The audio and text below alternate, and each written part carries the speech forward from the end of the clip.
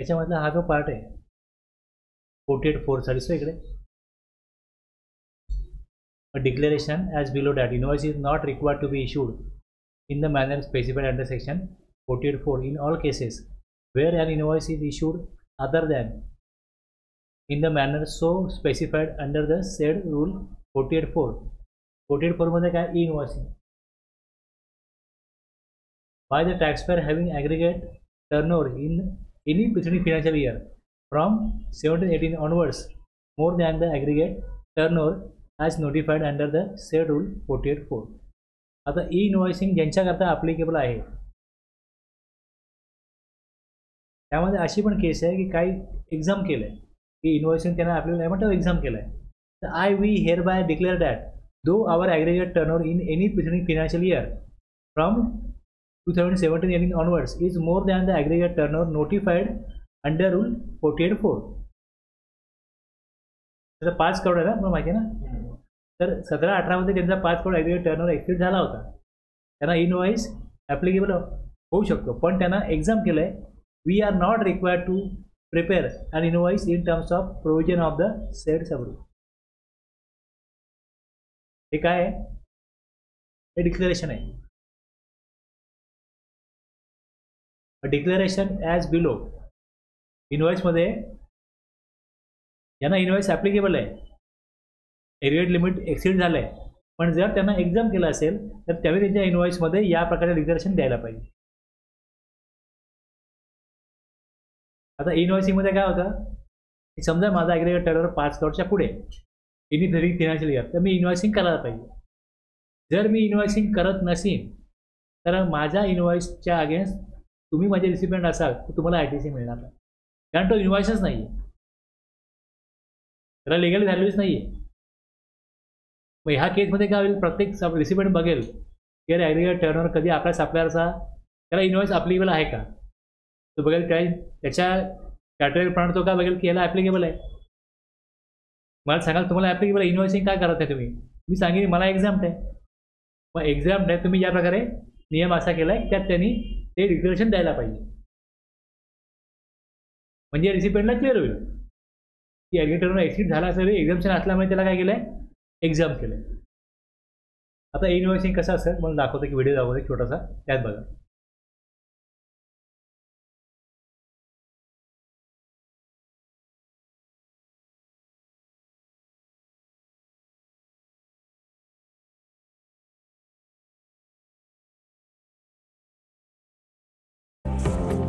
E-invoicing is being implemented gradually for all registered businesses. But what is e-invoicing? E-invoicing is the process of getting your B2B invoices authenticated by the Invoice Registration Portal. The IRP will issue a unique IRN and QR code details which will need to be printed on the invoice. But you don't need to worry about e-invoicing at all.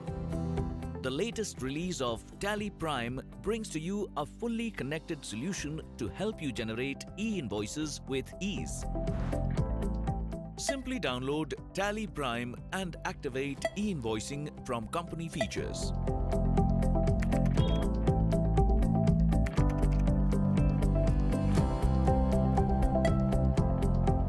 That's it. Now you can follow your usual process of invoicing. Tally Prime will take care of the rest.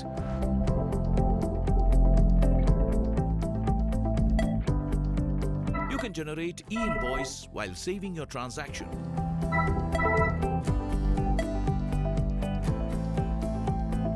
Once you have generated the e-invoice, Tally Prime will help you print it with required details. You can also generate e-invoices in bulk. Simply click on Exchange option, select Send for e-invoicing, select all the transactions for which you would like to generate e-invoices and click Send. That's it. Tally Prime also comes with an exclusive e-invoice report to help you manage all your e-invoice related tasks and exceptions with ease. You can also generate and cancel IRN from here.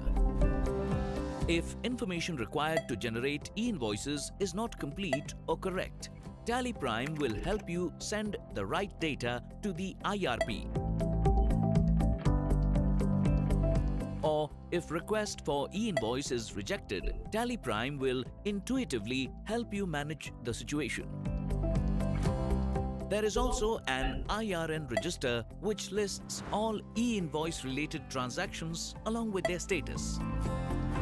Tally Prime comes with several other capabilities that will make your e-invoicing experience seamless, including the ability to generate e-way bill numbers for e-invoice applicable transactions.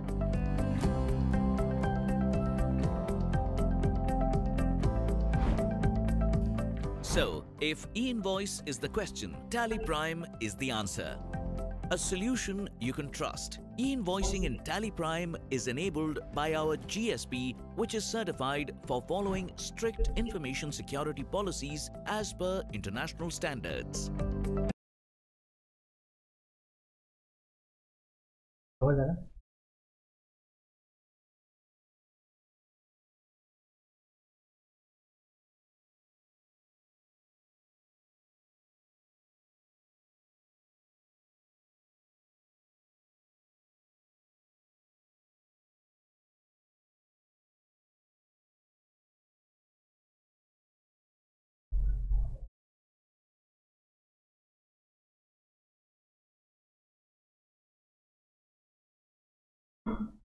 आता iron कुठे असू शकतो त्याच्यामध्ये बघा, दिसतो इथे iron आहे आणि हा QR कोड जो आहे तो स्कॅन केला का हा आयरन येईल. तुम्हाला काय वाटतं इन्व्हॉइस म्हणजे काय? ज्यावेळेस ॲक्च्युली सप्लाय केला जातं, इन्व्हॉइस बनवला तर इन्व्हॉइस कधी बनवायला लागतो? तर इन्व्हॉइस नंतरची गोष्ट आहे, इन्व्हॉइस कधी बनवायला लागतो? ज्यावेळेस बघितलं गुड्सचं, ज्यावेळेस गुड्सचे मुवमेंट होणार आहे,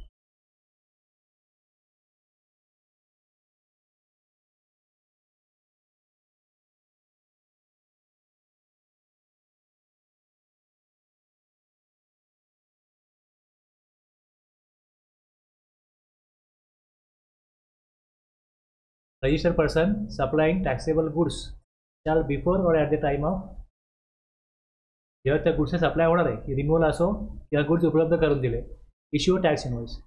आता ज्यावेळेस इन्व्हॉइस इश्यू केला जातो, ज्यावेळेस गुड्स चालले, इन्व्हॉइस इश्यू केला म्हणजे काय झालं?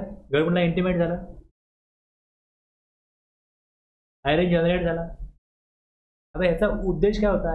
ह्या प्रकारे इन्व्हॉइसिंग केल्यामुळे काय होईल? ज्यावेळेस गुड्स चाललेत, ए बिल तर आहेच, इन्व्हॉइस इश्यू केला. आता काय लोक काय करत होते? फेक इन्व्हॉइस कसं होतं? लक्षात घ्या, फेक इन्व्हॉइस कसं होतं? महिना संपला, एखाद्याला काय ITC पाहिजे असेल तर तो काय करतो? ज्याच्याकडे B2C रेसिपियंट आहे त्याला विचारतो की मला का टॅक्स B2Bचे इन्व्हॉइस, मला B2B इन्व्हॉइस पाहिजे तो मिळेल का? ओके.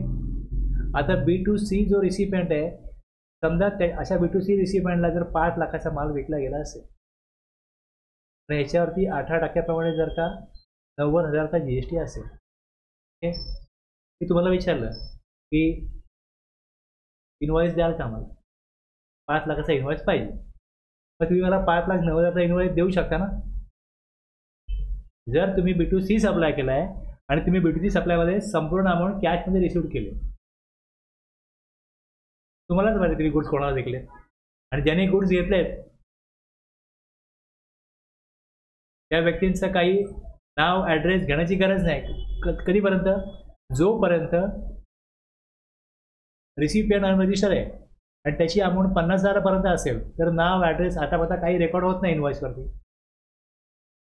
तुम्ही डिमांडला गेलात, तुम्ही अप टू 50,000पर्यंत गुड घेतले असतील, पण काही नियम विचारला जात नाही. त्यामुळे जो व्यक्ती कोण परचेस करणार आहे त्याचा काय रेकॉर्डच नाही आहे आणि बरेच लोक इन्व्हॉइस मागत पण नाही मार्केटला, कारण सप्लायर इन्व्हॉइस देत पण नाही. म्हणजे उद्या गव्हर्नमेंटला अशा लोकांना पकडायचं म्हटलं की तुम्ही B2C सप्लाय केला मग B2B इन्व्हॉइस बनवला तर गव्हर्नमेंट प्रूव्ह करू शकत नाही, गव्हर्नमेंटचे अधिकारी प्रूव्ह करू शकत नाही. तुम्ही कसे प्रूव्ह करा मला सांगा?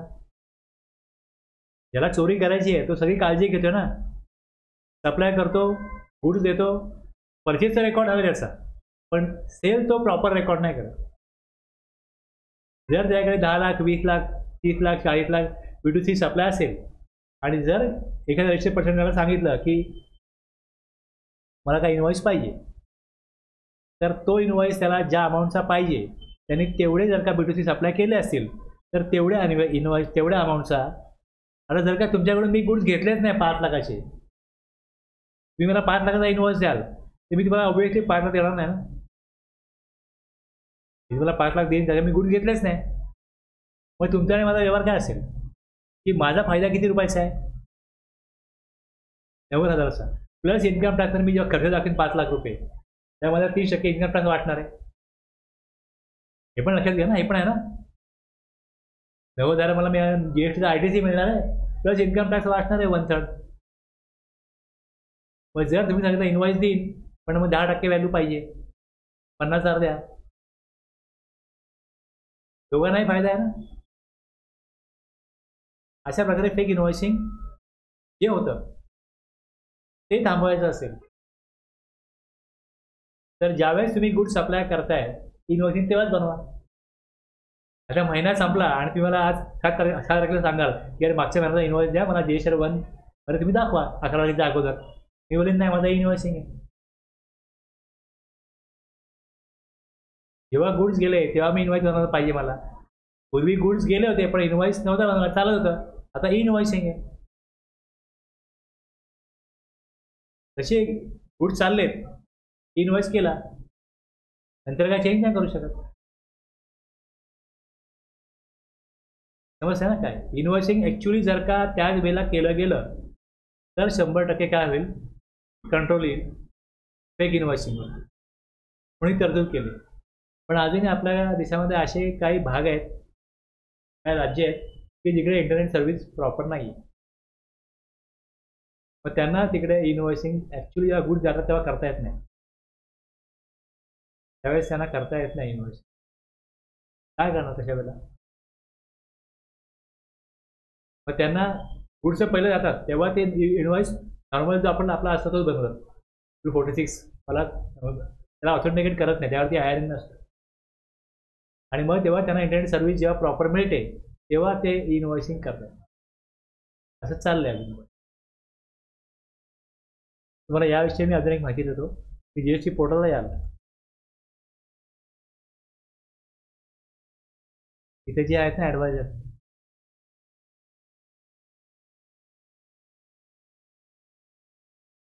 रजिस्ट्रेशन, रिफंड, रिटर्न,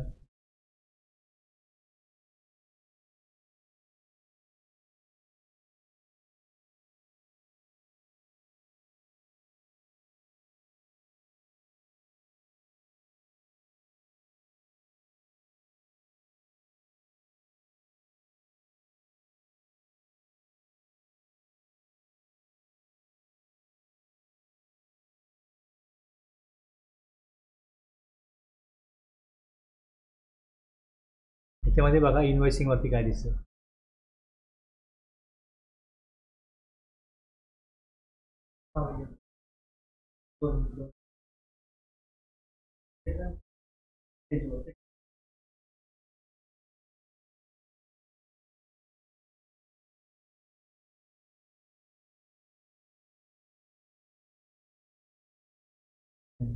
इनवॉइसिंगवरती पाहिजे.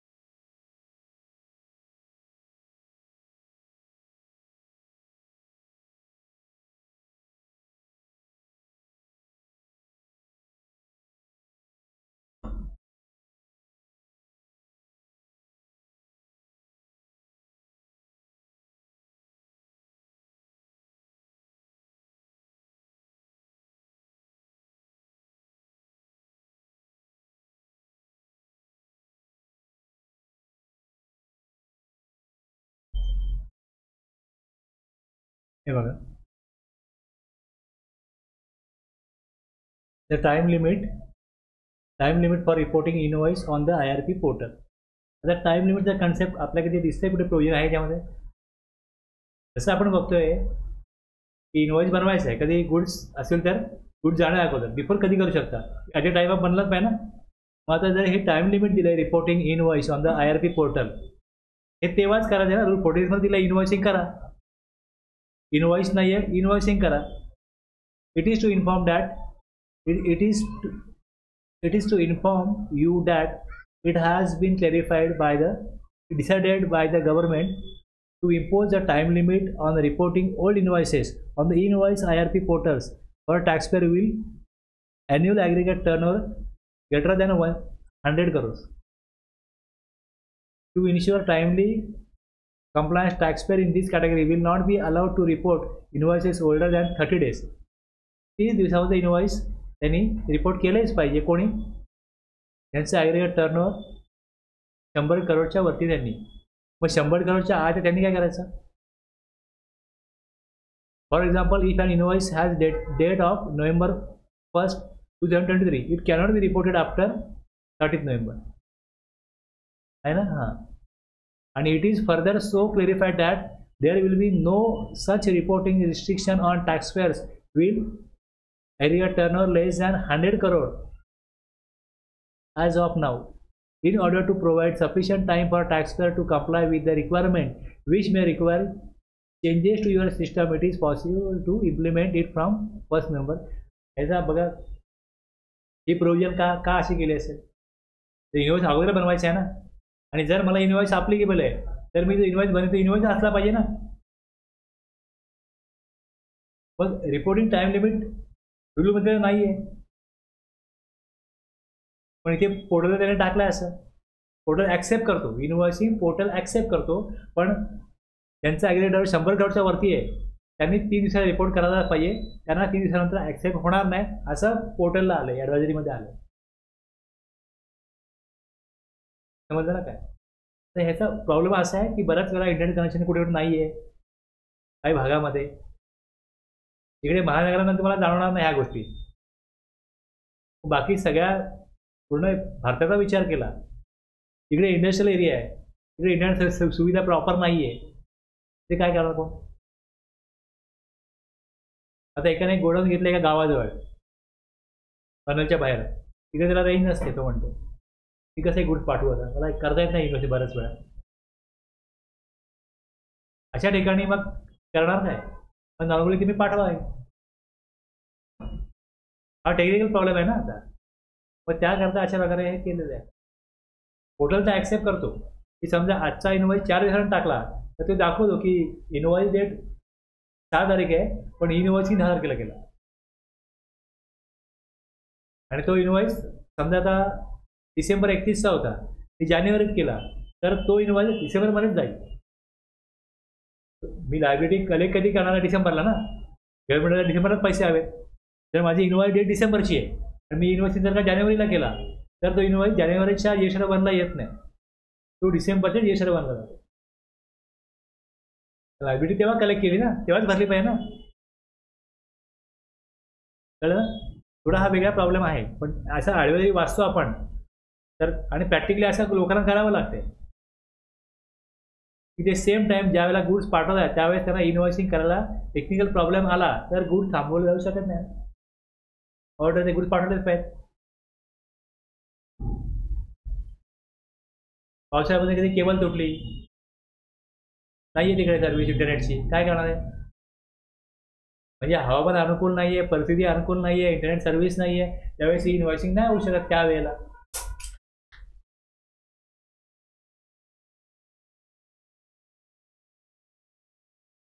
उद्देश हा आहे ना, पण उद्देश काय की तुम्ही इनवॉइसिंग करा. आता समजा एखाद्या पार्टीला मी इनवॉइसिंग अशा प्रकारे कायम लेट करत राहीन तर ही पण बाब ऑब्झर्व होईल ना. त्याला एक स्पेसिफिक रिसिपेंट आहे, त्याचा इनवॉइस असतो डिसेंबरचा, इनवॉइसिंग जानेवारीत होतो, जानेवारीचा आहे इनवॉइसिंग फेब्रुवारी होतो. तुम्ही कायम ह्या व्यक्तीला का लेट पाठवता इनवॉइस? स्टुडिओमध्ये हे येईल ना, बाकीच्यांना इन्व्हॉइस वेळेत जातोय, याच पार्टीला इन्व्हॉइस असं कर. आणि ती पार्टी जी असेल फ्रॉड इन्व्हॉइस घेणारी, तर समजा मी फ्रॉड आहे, मला असं खोटा ITC घ्यायचा आहे, तर मी एकाच व्यक्तीने घेणार, मी त्या व्यक्तीकडनं घेईन. पण पोर्टल ॲक्सेप्ट करतो म्हणून मग हे पण कळेल किंवा एक ABCD 4 व्यक्तींकडनं मी अशा प्रकारे इन्व्हॉइसिंग घेतोय आणि 4 व्यक्तींकडनं मी डिसेंबर जानेवारीत घेतलेलं आहे. असे जे कोण देणं घेण्याचा व्यवहार करत असतील त्यांच्यावरती नजर जाऊ शकते की नाही इन्व्हॉइसिंगमध्ये, एवढं तर होईल की नाही, शोधूनच काढायचं आहे. या प्रकारे ऑब्झर्व करावं लागेल ना मग, की बाकीच्यांची इन्व्हॉइस वेळेत बनतात, पण ह्याच पार्टचा इन्व्हॉइस पुढच्या वेळेला कसा बनतो, 1 महिना, 2 महिने, 6 महिने, 5 महिने किंवा वर्षभरात आपण ऑब्झर्व केलं तर वर्षभरात बराच वेळा अशा प्रकारे दिसते. मग ह्या व्यक्तीने अजून कोणाकडनं असे इन्व्हॉइसिंग घेतलेत का? असे इन्व्हॉइसची रेट वेगळी आहे आणि इन्व्हॉइसची रेट वेगळी आहे. जेव्हा इन्व्हॉइसिंग पुढच्या महिन्यात केला जातो त्यावेळेस तिथे कळतं की इन्व्हॉइसिंग कधी केला, सेम डेटला केलेलं नाही. समजलं? तुमच्याकरता हा पॉईंट कामाचा आहे ना बघण्याकरता तुम्हाला. असं होऊ शकतं, पोर्टल ॲक्सेप्ट करतं पण तिथे रेकॉर्ड होतं की इन्व्हॉइसिंग कधी केलं, इन्व्हॉइस कुठल्या डेटचा आहे आणि इन्व्हॉइसिंग कधी झालं, आयरन त्यावरती कधी रेकॉर्ड झाला.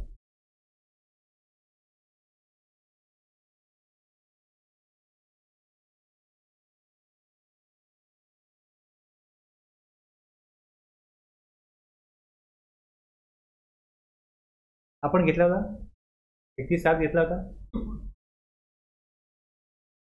31/7ला कसं आहे की एक अशी सप्लायरमधल्या रिसिव्हमेंट पिरियडमध्ये एक अशा प्रकारचं एक ॲग्रीमेंट आहे की बघा एक गुड्स आहे ना, हे तुम्ही घ्या, ठेवा, विकले गेले तर पैसे द्या, आणि परत घेऊन द्या. म्हणजे इथे सप्लाय नाही होते actually.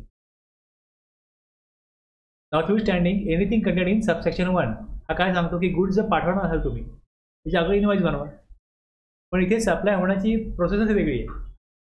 Wear the goods being sent or taken, जे गुड्स मी पाठवतोय किंवा माझ्याकडनं रिसिपंट घेऊन जातोय ऑन अप्रुव्हल फॉर सेल, जर विकले गेले तर आम्ही सेल अप्रूव्ह करू, ऑर रिटर्न किंवा मग परत करू, are removed before the supply takes place the invoice. अशा केसमध्ये इन्व्हॉइस कधी बनवलं जाईल, शाल बी इश्यूड, कधी बनवलं जाईल, before or at the time of supply, एक तो आहेच. दुसरा or maximum 6 months from the date of removal. ज्यावेळेस गुड डिलिव्हर केले जातील, तुम्ही गुड्स मागवताय माझ्याकडनं किंवा मी तुम्हाला गुड्स पाठवतोय, आपला असं ॲग्रीमेंट आहे की गुड्स विकले तर पैसे देऊ, अदरवाईज गुड्स परत करू.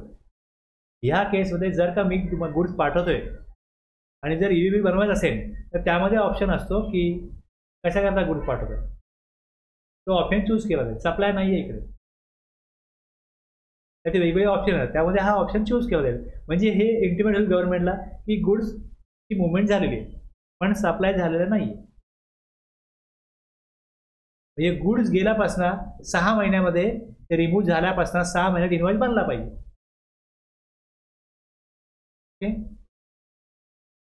तर 6 महिन्याच्या आत त्यांनी कन्फर्म केलं, विचेवरी आली आहे before or at the time of supply. Supply कधी होईल, रिसिपंट अप्रूव्ह करेल, हां गुड्स विकले गेले, हे गुड्स मी ठेवले, सप्लाय झाला, सप्लायरने इन्व्हॉइस इश्यू केला पाहिजे.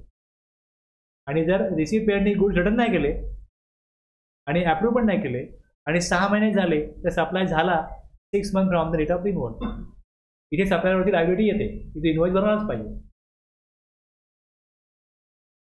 कळलं एवढं? ते जर रिटर्न सप्लायचं असतील तर before or at the time of supply or within 6 months from the removal, हे टाइम लिमिट दिलं आहे. 6 महिन्यात आयदर गुड्स परत घ्या किंवा इन्व्हॉइस बनवा.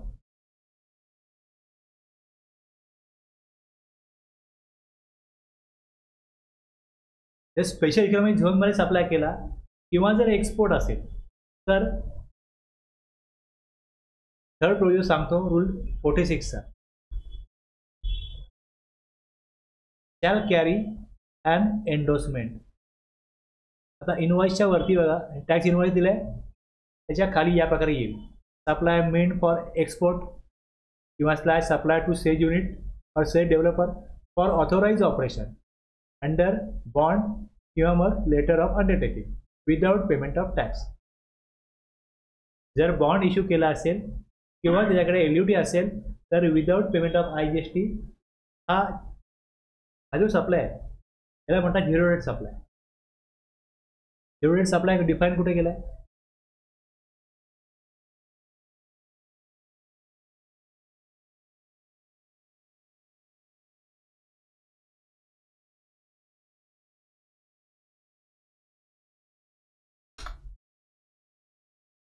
कुठल्या ऍक्टमध्ये? झिरो रेट सप्लाय कुठल्या ऍक्टमध्ये? अगोदर पण तुम्हाला दाखवलं होतं ना काढून, नव्हता?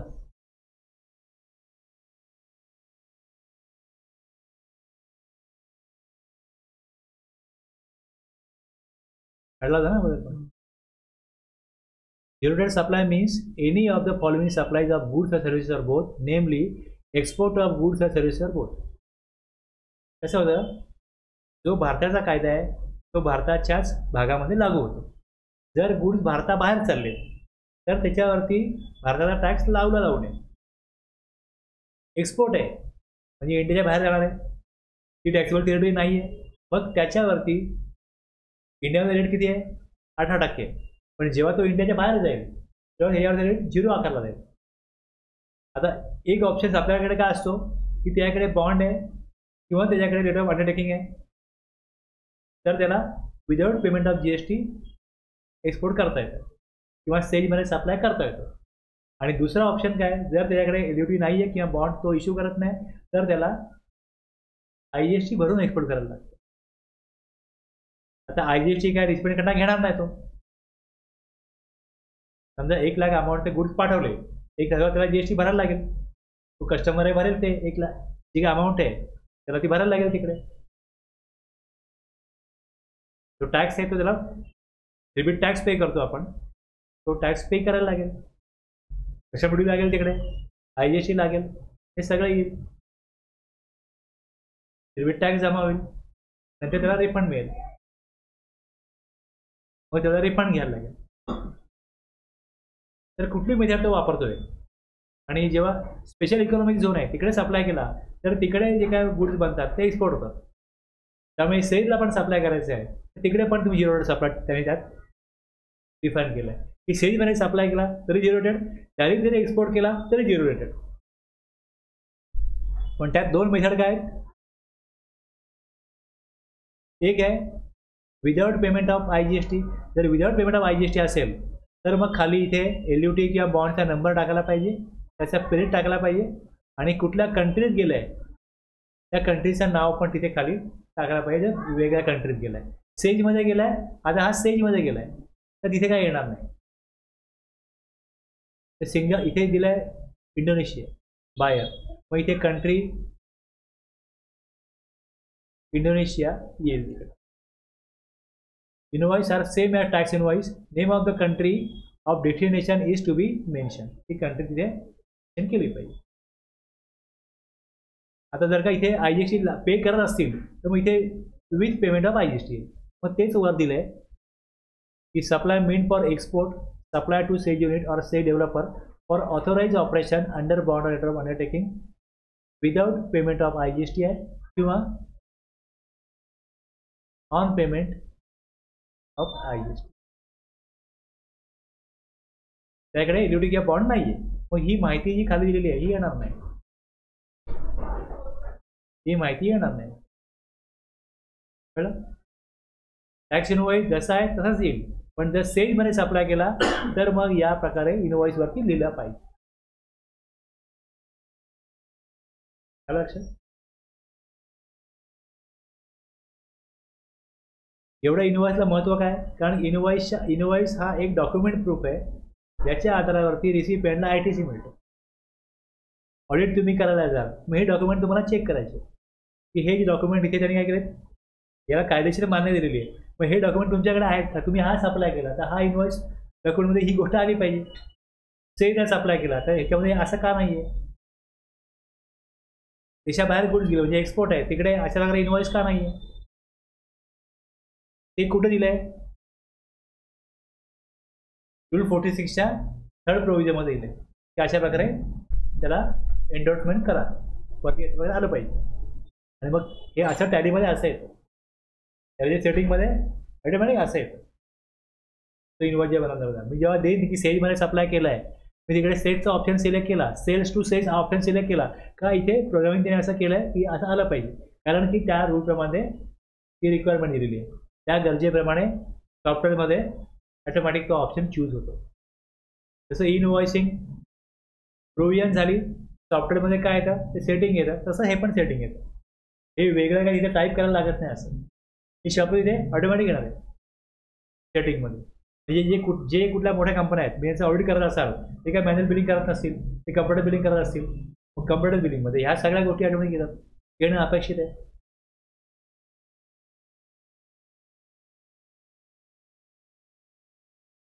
हे झालं गुड्स.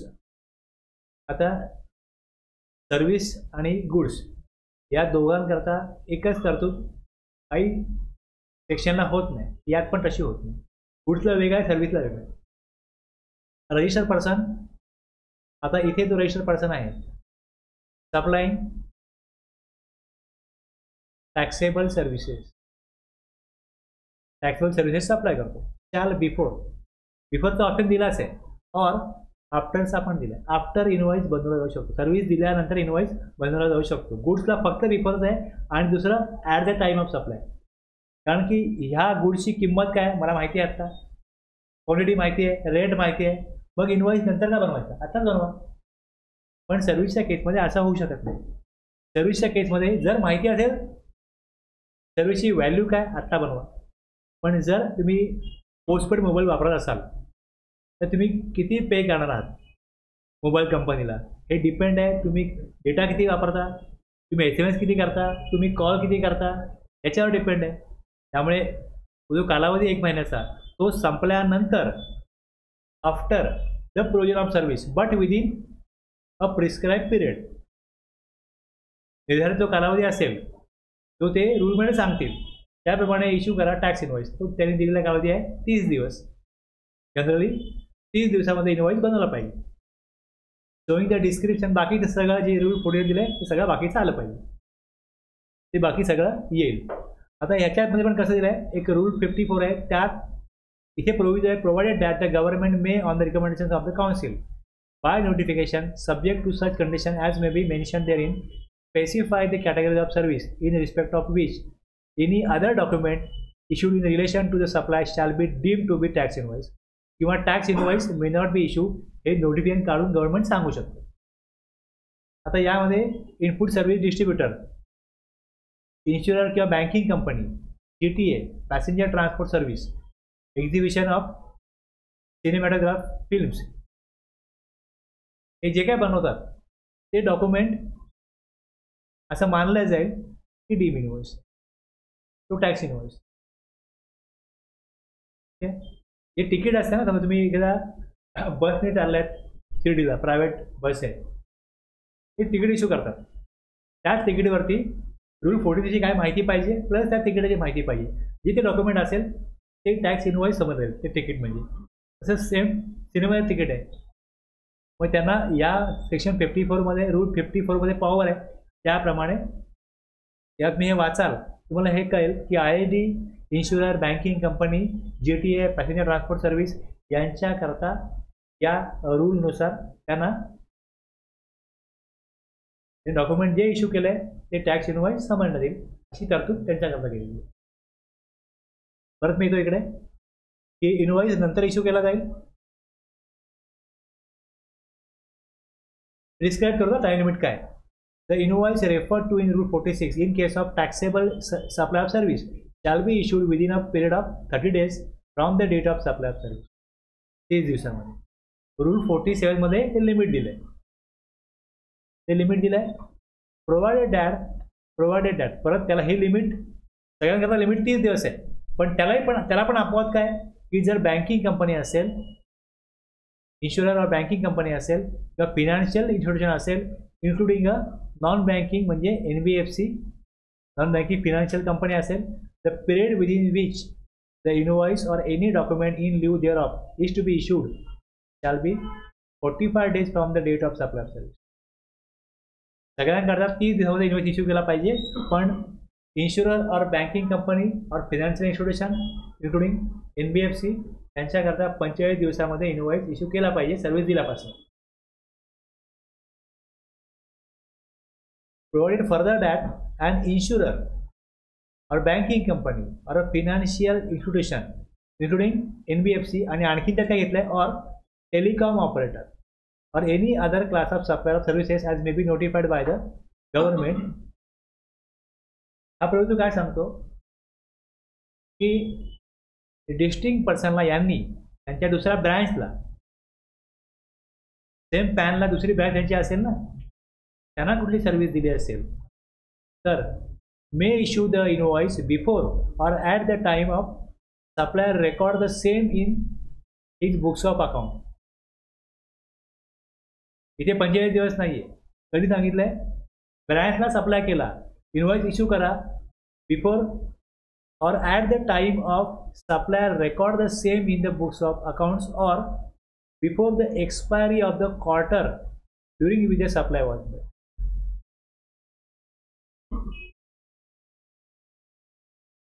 काय अर्थ करायचं?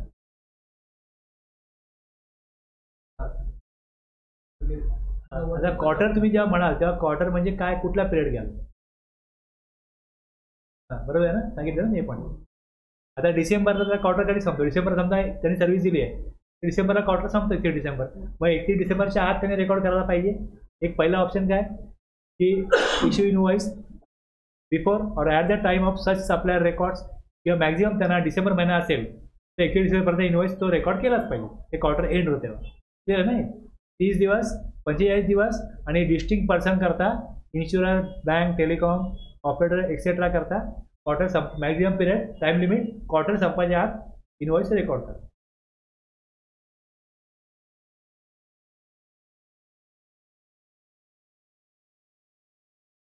आहे का?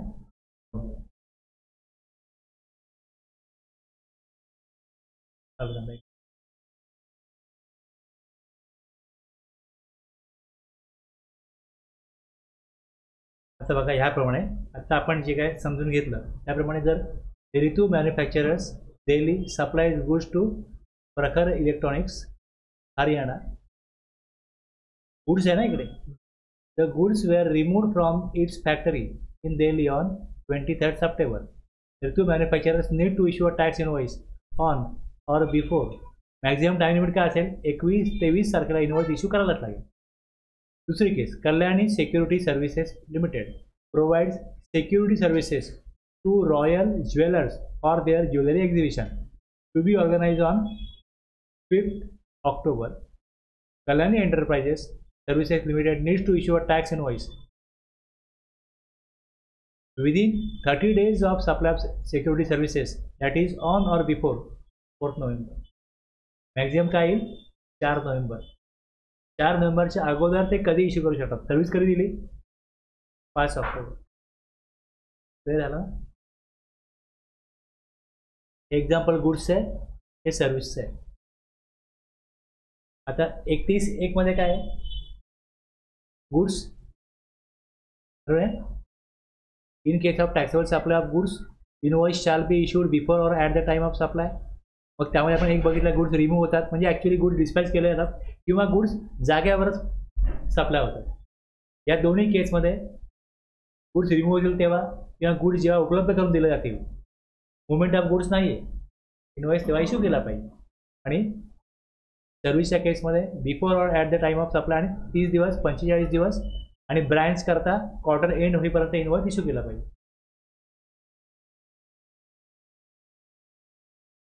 गुड्स आहे, मुवमेंट असेल, मुवमेंट नसेल. आणखी काय बघितलं आपण 31/7 मध्ये सेल किंवा रिटर्न सप्लाईज. सप्लाय कन्फर्म झाला, 6 महिने मॅक्झिमम लिमिट आहे, इनवॉइस इश्यू केला पाहिजे. 30 दिवस, 45 दिवस सर्व्हिस करता. एवढं आतापर्यंत बघितलं आपण. रूल 46 बघितला, रूल 47 बघितला. आता रूल 48 जो आहे यामध्ये इनवॉइस जो बनवला जातो यात 3 कॉपीज बनवायच्या गुड्ससाठी. 3 कॉपीज. ओरिजिनल कॉपी रेसिपिएंटला द्यायची. तुम्ही ऑडिट करायला जाल तेव्हा हे बघाल, जर परचेस केलं आहे तर ओरिजिनल कॉपी दाखवा. जर आउटवर्ड सप्लाय केला आहे तर triplicate copy being marked as triplicate for supply. सप्लायरने जो सप्लाय केला आहे याची 3री कॉपी असेल आणि ट्रान्सपोर्टरकडे डुप्लिकेट कॉपी असते. सर्व्हिसच्या केसमध्ये ट्रान्सपोर्टर येत नसेल, त्यामुळे सर्व्हिसच्या केसमध्ये दोनच कॉपी, ओरिजिनल रिसिपियंटला आणि डुप्लिकेट सप्लायर. आता हे जे इनवॉइस बनवलेत हे GSR 1 मध्ये हे रिपोर्ट करायचे. The serial number of invoice issue during a tax period shall be furnished electronically through the common portal in form GSR 1. Details of outward supplies of goods और services issue. हे 3 सब rule 48ला पहिल्या वाचण्या आहेत. आता 48 invoicing 48 formula टाकला. म्हणजे 10 crore limit होतं, आता 5 करोड झालं परत. याप्रमाणे यात काय केलंय, रिक्वायर्ड टू इश्यू इनवॉइस कोणाकरता, notified persons all registered business with an aggregate turnover based on PAN in any preceding financial year 17-18 onwards greater than will be required to issue invoice. Invoicing is not voluntarily. स्वइच्छेने कोण करू शकत नाही. ज्या तरतूद लागू आहेत त्यानेच करायचे. Only notified persons are enabled to report invoice on invoice registration portal IRP.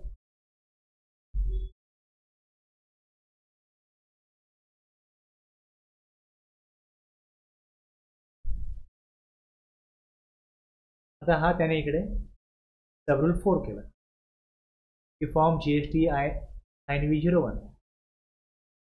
The invoice shall be prepared by such class of registered person as may be notified by the government on the recommendations of the council by including such particulars contained in form GST INV01 after obtaining an invoice reference number IRN by uploading information contained therein on the common goods and service tax electronic portal in such manner and subject to such conditions and restrictions as may be specified in the notification. आणि खाली proviso काय, provided that the commissioner may on the recommendation of the council by notification exempt a person or class of registered person from issuance of invoice under this subrule for a specified period subject to such condition and restrictions as may be specified. एक limit दिलं आहे. पहिले limit काय वेगळं होतं, नंतर ते limit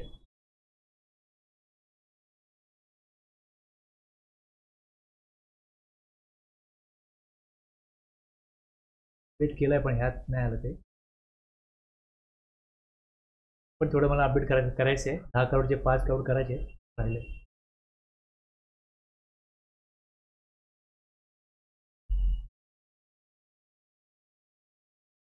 (48)(4) काय सांगतो, provide that such class of person as may be notified shall issue a invoice. दुसरं 48(5) काय सांगतो की provide that if invoice is not issued even if it is required to be issued then the invoice so issued shall not be available. इनवॉइसच नाही. आणि where invoice is applicable there is no need of issuing invoice copies in triplicate duplicate करायची गरज नाही. हे पण आता मी कोणाला सप्लाय काय केलं आहे, तर माझ्याकडे कॉपी पाहिजे ना, माझी कॉपी मला पाहिजे. लॉ फोर्स करत नाही, पण माझं अकाउंटिंग मॅच होण्याकरता मला इन्व्हॉइस ठेवायला लागेल ना.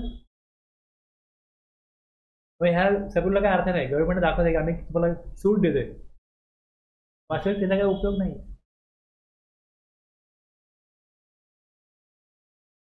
एक्झाम कोणाला केलंय ते की ह्यांना गरज नाही. पण मगाशी वाटलं ना की ह्यांना एक्झाम केलंय, पण ह्यांना काय सांगितलंय की वरती तुम्ही इंडोर्समेंट लिहा की आमच्या ॲग्री टर्नओव्हर एक्सीड झाला आहे, पण आम्हाला इन्व्हॉइस ॲप्लिकेबल नाही आहे, हे त्यांनी इन्व्हेस्टमेंट हे टाकलं पाहिजे. कोणा एक्झाम केलं आहे, insurance, banking, financial institution, NBFC, GTA, supplier of passenger transport service, person supplying services by admission of to exhibition of cinema film, stage unit, यांना इन्व्हॉइसिंग करायला लागत नाही. कळलं. पण मग ह्याच्या रिसिपंट काय बोलेल, तुमचा ॲग्री टर्नओव्हर जास्त आहे, तुमचा इन्व्हॉइस आमच्याकरता इन्व्हॉइसच नाही, आम्हाला ITC कसा मिळेल याच्यावरती. म्हणून त्यांनी निर्णय 46 काय सांगतो, ही सुरुवात केली वाचलं ना, हे आठवतं का, ही सुरुवातीला वाचलं ना रूल 46 मध्ये. रूल 46 मध्ये मी वाचलं हे डिक्लेरेशन ॲज बिलो. हे डिक्लेरेशन द्यायचं इन्व्हॉइसमध्ये की इनवॉइसिंग आम्हाला 17-18 आजपर्यंत जे लिमिट दिलं आहे त्याप्रमाणे मला एक्झाम्प्ट आहे. आम्ही इन्व्हॉइसिंग का करत नाही की आम्हाला एक्झाम्प्ट आहे. I we hereby declare that though our aggregate turnover in any preceding financial year 17-18 onwards more than जे त्यांनी दिलेलं आहे, जे लिमिट दिलं आहे त्याच्या पुढे आहे. We are not required to prepare invoice in terms of provision of sales approve. ही सुरुवात इथेच केली होती मगाशी, पण तेव्हा तुम्हाला क्लिअर झालं असेल. आता क्लिअर झालं की नाही? कन्फ्युजन होऊ नये, कारण की तुमचा इनवॉइस जर मला इश्यू करायला पाहिजे तर माझ्याकरता इनवॉइस नाहीच आहे, इनवॉइस नाही आहे तर मग तो गोंधळ होऊ नये म्हणून ज्यांना एक्झाम केलं आहे त्यांनी हे टायटल वर दिलं पाहिजे. आणि कोणाला एक्झाम केलं आहे?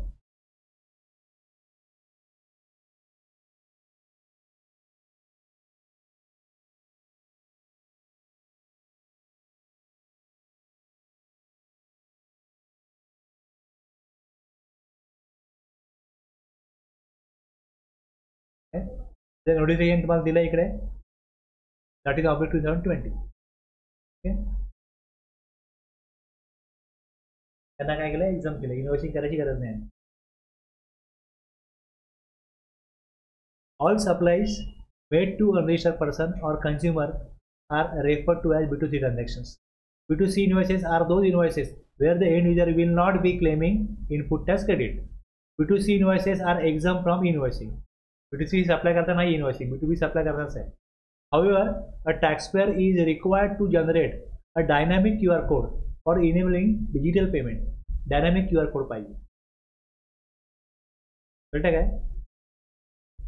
आता मी एखादा प्रॉडक्ट परचेस करतो ऑनलाईन, जी किंमत असते ना, तर मी जसं जीपे ते स्कॅन करतो, ती अमाऊंट आणि कोण सप्लायर आहे हे येतं त्यामध्ये, तो डायनामिक QR कोड आहे. ज्यांचा ॲग्रिगेट टर्नओव्हर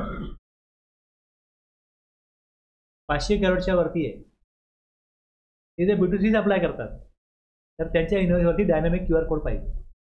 कसा करता? For enabling digital payment on all B2C supplies. हे नोटिफिकेशन आहे, ॲज अमेंडेड हे आहे. whose aggregate turnover in any financial year 500 crore.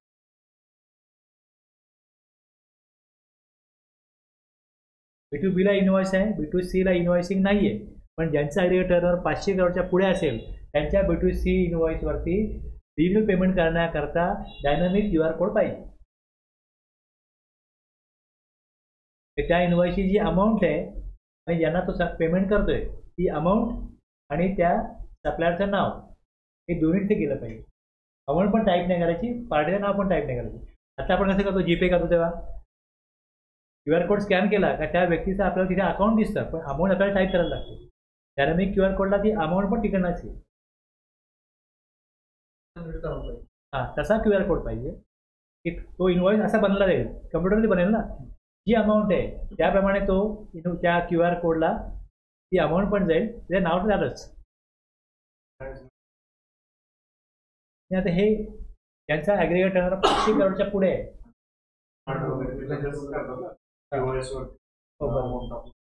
बरोबर. बाकी हे कंपल्सरी आहे. इतरांनी कोणी केला तर काही प्रॉब्लेम नाही आहे, ह्यांना कंपल्सरी ॲप्लिकेबल आहे. ते B2C कोण पेमेंट करतोय तर त्यात चूक होऊ नये आणि लवकर काम हवं म्हणून कोणी असं बनवलं, सगळ्यांनी केलं त्या गव्हर्नमेंटला प्रॉब्लेम नाही आहे. पण त्यांनी तरतूद लागू कोणाला कंपल्सरी, ज्यांचा टर्नओव्हर 500 करोडच्या पुढे आहे त्यांना कंपल्सरी हे करावंच लागेल. आता पुढे जाऊन परत हे 300 करोडला आणतील, 400ला आणतील, 100ला आणतील, सगळ्यांना लागू करतील. तर येत्या काळात ते होणारच आहे. लोकांनाही जर ते इझी पडतंय तर व्यापारीच करतील, त्यांना गव्हर्नमेंटला प्रोव्हिजन करायची गरज नाही पडणार. पण पहिल्यांदा या 500 करोडच्या वर टर्नओव्हर त्यांना केलेलं. 3 कॉपीज 2 कॉपीज कळले, रूल 48 मध्ये होते. तर आपण काय काय बघितलं? 31.1, 31.2, 31.7 हे बघितलं ना.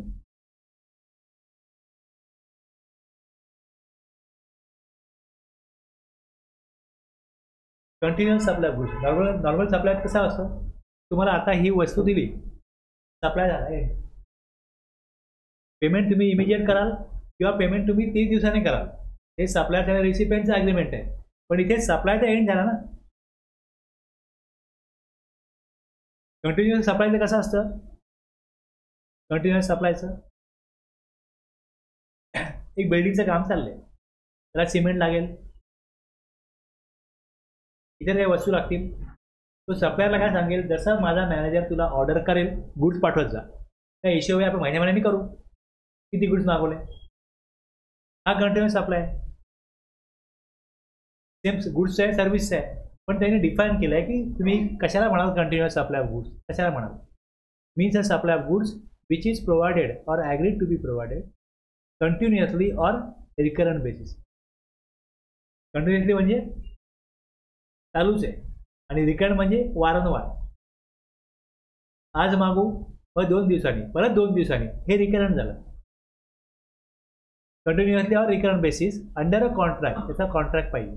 Weather or not by means of wire, supply वायरमधनं होईल, केबलमधनं होईल, पाईपलाईनमधनं होईल, किंवा आणखीन वेगळ्या प्रकारे other continuous. And for which the supplier invoices the recipient on a regular or periodic basis. Invoicing monthly होईल, ठराविक कालावधीने होईल. याला काय म्हटलं जाईल, कंटिन्युअस सप्लाय ऑफ गुड्स. हे दिलंच आहे. Plus include supply of such goods as the government may be subject to such condition notify करेल. गव्हर्नमेंट नोटिफाय करेल तो सप्लाय, किंवा दिलं आता हे ते कंटिन्युअस सप्लाय ऑफ गुड्स आहे.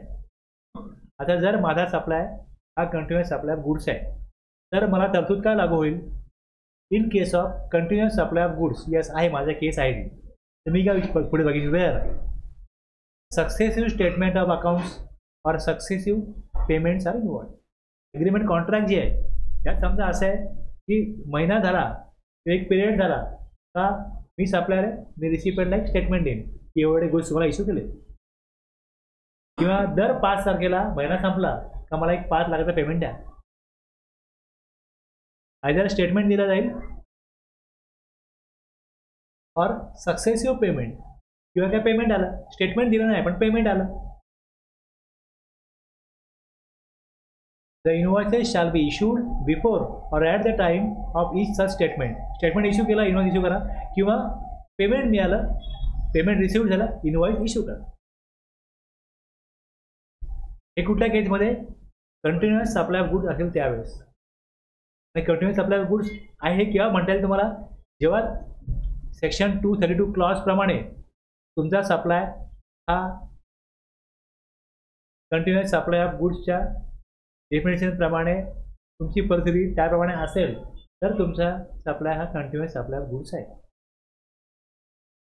तुम्ही म्हणता म्हणून नाही, मी म्हणतो म्हणून नाही, की डेफिनेशन म्हणते म्हणून कंटिन्युअस सप्लाय ऑफ गुड्स पाहिजे. कंटिन्युअस सप्लाय ऑफ सर्व्हिस थोडा फरक आहे याच्यामध्ये. मी supply of service which is provided or agreed to be provided, हे सेम आहे गुड्स प्रमाणे.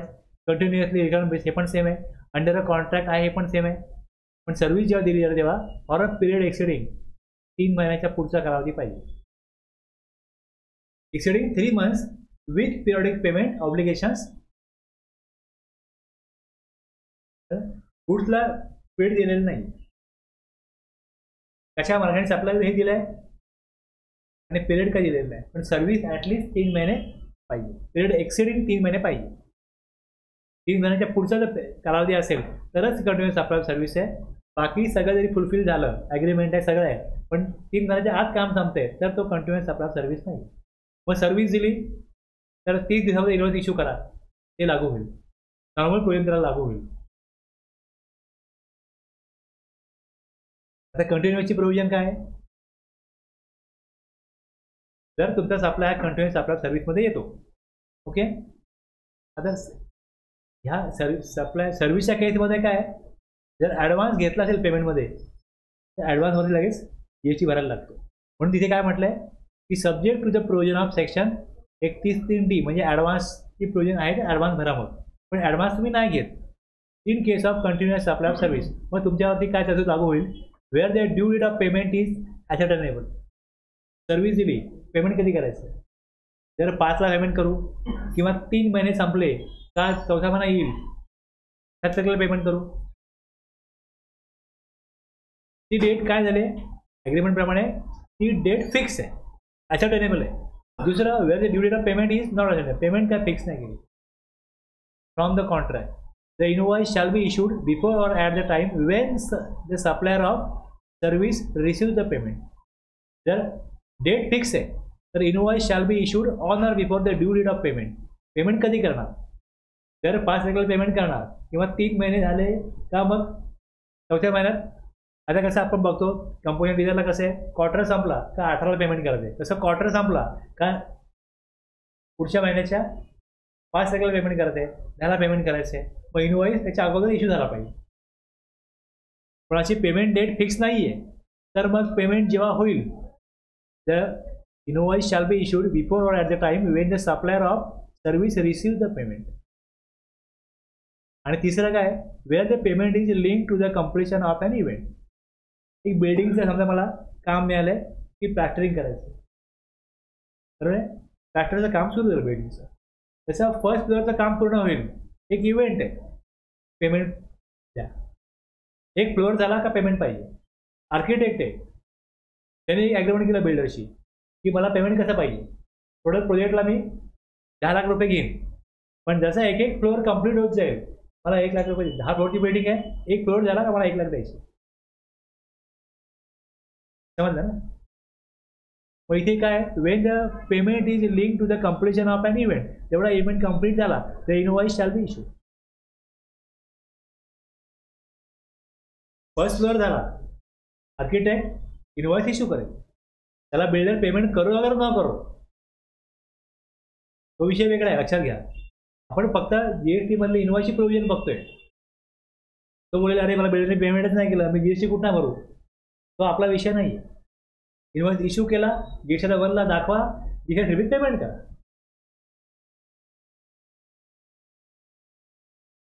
ह्या 2 केसला कसं आहे की ड्यू डेट पेमेंट इज असं टेरेबल. पण जर त्यांनी पेमेंट दिलाच नाही, तो पेमेंट देऊ ना देऊ, तुमच्या कॉन्ट्रॅक्टमध्ये दिलं ना पेमेंट डेट 7ला व्हायला पाहिजे, पेमेंट तो 15ला करू, 7ला काय होईल त्याला इनवॉइस इश्यू करायला लागेल. Yes or no. आणि इथे काय होतं की पेमेंट रिसिव्ह झालंच आहे, मग काय प्रॉब्लेम नाही. कंटिन्युअस सप्लाय ऑफ सर्व्हिस आहे आणि कॉन्ट्रॅक्टमध्ये पेमेंटची डेट फिक्स नाही किंवा पेमेंट जर इव्हेंटशी पण लिंक केलेलं नाही आहे तर ॲक्च्युली पेमेंट जेव्हा मिळेल तेव्हा इनवॉइस इश्यू करा, असं होईल. बाकी 2 केसला पेमेंट मिळो अगर न मिळो, पण कॉन्ट्रॅक्ट सांगतं की या डेटला पेमेंट यायला पाहिजे, इनवॉइस इश्यू करा. किंवा तो इव्हेंट कंप्लीट झाला, पैसे येऊ न येऊ, इनवॉइस इश्यू करा.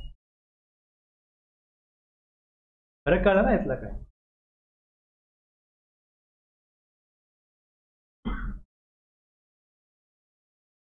हेच दिलंय, ड्यू डेट ऑफ पेमेंट एक फिक्स केलंय on or before the date of payment made by the recipient and available fix नाही आहे. Before or at the time when the supplier receive the payment आणि payment link to completion of the event on or before the completion of. तिन्ही clear झालं, कळलं एवढं. Break घेऊया.